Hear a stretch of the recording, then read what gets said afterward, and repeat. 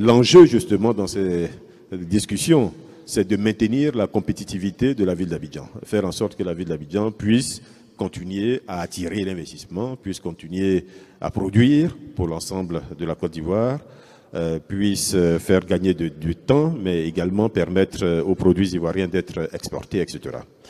Pour cela, nous avons travaillé justement avec le Japon et je suis très heureux d'en parler ici, à Yokohama, puisque c'est un peu le fruit de la coopération entre la Côte d'Ivoire et le Japon qui a permis de financer ce qui s'appelle le schéma directeur d'urbanisme du Grand Abidjan. Le schéma directeur du Grand Abidjan, c'est un schéma qui planifie le développement de la ville d'Abidjan jusqu'en 2030 dans une perspective justement de développement durable.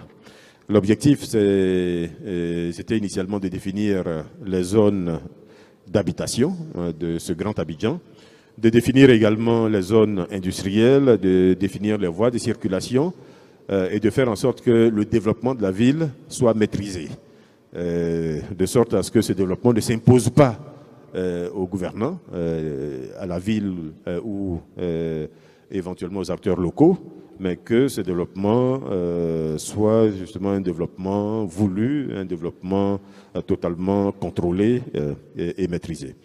C'est une ville qui va s'étendre très fortement et l'objectif justement c'est d'éviter cet étalement continuel. Et ce que nous disons pour la ville d'Abidjan, je pense, vaut pour beaucoup de villes d'Abidjan, pour beaucoup de villes africaines, qui aujourd'hui se développe surtout à l'horizontale, donc se développe, mais en créant des contraintes qui sont relativement fortes pour le budget de l'État, puisqu'il faut accompagner ce développement horizontal avec des VRD, avec l'électricité, avec l'eau, avec l'assainissement, avec les réseaux de télécommunications, etc. etc.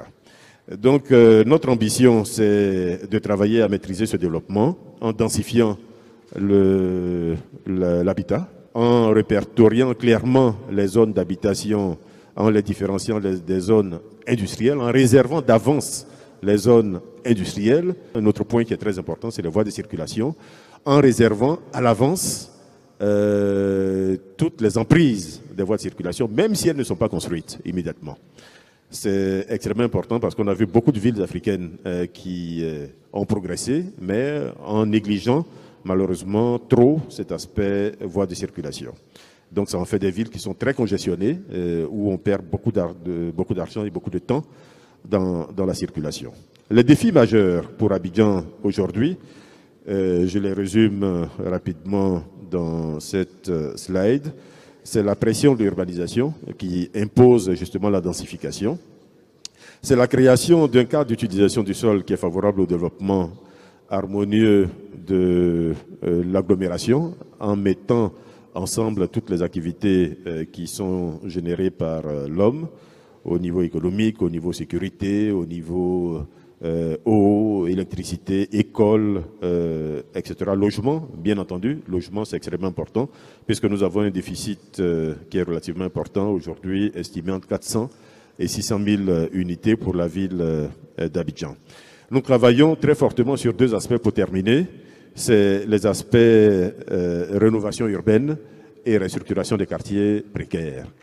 Restructuration des quartiers précaires, parce que ceux-ci se sont imposés avec la crise, avec le manque de maîtrise dans le développement de la ville. Les populations se sont installées un peu partout, mais sans être accompagnées par toutes les commodités de la ville, sans être accompagnées par la voirie, sans être accompagnées par l'eau, l'électricité, par l'assainissement, sans être accompagnées par les équipements publics, sans même avoir des titres de propriété sur les parcelles où ces populations s'installaient.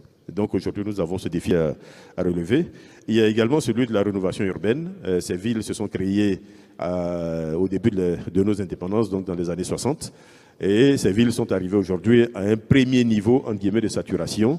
Et il faut passer au niveau suivant, donc améliorer, moderniser. Et c'est un défi qui est d'autant plus important que les populations qui vivaient là au moment de l'indépendance, souvent, sont les mêmes qui vivent encore là aujourd'hui, avec moins de moyens, avec moins de capacités financières et malheureusement avec des contraintes qui sont relativement fortes puisqu'il faut investir pour améliorer l'habitat, pour améliorer le cadre de vie, etc. Donc aujourd'hui, voilà les gros défis que nous avons et que nous essayons de relever pour ce qui concerne la ville d'Abidjan.